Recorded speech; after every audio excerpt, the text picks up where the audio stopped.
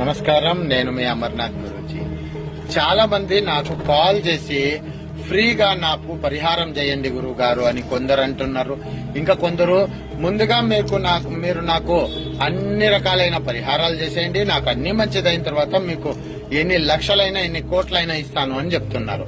ఖచ్చితంగా ఇది మీ సాడిజం అని చెప్పొచ్చు. లేదు, మీరు అడిగే దాంట్లో తప్పులేదు, మీకు అలా అర్థం అయిండొచ్చు. కానీ ఒక్క నిమ్మకాయ కూడా మనకు ఫ్రీగా దొరకట్లేదు ఈ కాలంలో, అవునా కదా? ఒకటి. రెండోది, మీ బాగు కోసం మీ కర్మలో సంపాదించిన, మీ కర్మ ఉపయోగించి సంపాదించిన ఆ ఒక వస్తువులతోనే మీకు పనులు జరుగుతాయి, సక్సెస్ అవుతాయి. లేకపోతే ఏ కారణానికి సక్సెస్ అవ్వదు.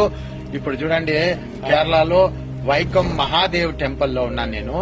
అక్కడికి వెళ్లి నేను ఫ్రీగా ఏదైనా దర్శనం వచ్చినాను అనుకున్నారా?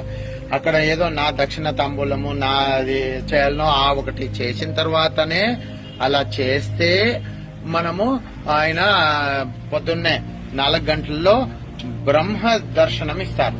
ఆ తర్వాత పొగుల్లో సాక్షాత్తు శివలింగ దర్శనం ఇస్తారు. తర్వాత సాయంత్రానికి ఆయన అర్ధనారీశ్వర దర్శనం ఇస్తారు. అవునా? ఆయన దగ్గరికి నేను ఫ్రీగా వచ్చినానా చెప్పండి? నేను ఎక్కడుండేది? కర్ణాటకలో ఉండేది. కర్ణాటక నుండి వైకం కేరళ మహాదేవ టెంపుల్ కి రావాలంటే ఫ్రీగా వచ్చినానా చెప్పండి? నేను లేదు, నేను పుట్టినాను పెరిగినానంటే ఫ్రీగా పుట్టి పెరిగినానా? మా తల్లిదండ్రులు ఖర్చు పెట్టలేదా? నేను ఖర్చు పెట్టలేదా? నా శరీరం నేను తినలేదా? ఫ్రీగా ఏది లేదు ఇక్కడ. ఈ ప్రపంచంలో ఏదైనా ఫ్రీగా ఇస్తాను, ఫ్రీగా చేస్తానని ఎవరైనా మీకు చెప్పితే అందులో నెక్స్ట్ స్కామ్ పెద్దది ఉంటది. పెద్ద స్కామ్, మీకు పెద్ద టోపీ వేస్తారనేది గుర్తుంచుకోండి.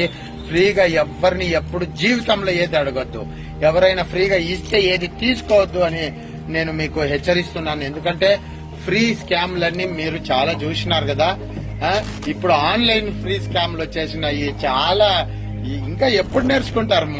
మనం ఎప్పుడు నేర్చుకునేది చెప్పండి?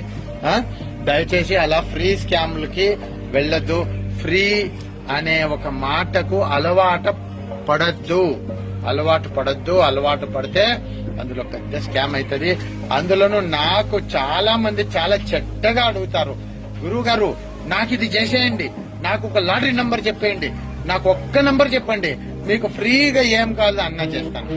మీరెవరు నాకు ఫ్రీగా ఇచ్చేదానికి? నాకు మీ దగ్గర ఫ్రీగా నేను ఎప్పుడైనా మీ దగ్గర ఎప్పుడైనా నా దేవాలయం గాని, లేదు నాకు గాని, నా పిల్లలకు కానీ, లేదు నా భక్తాదులు కానీ ఫ్రీగా ఏదైనా నేను అడిగినానా?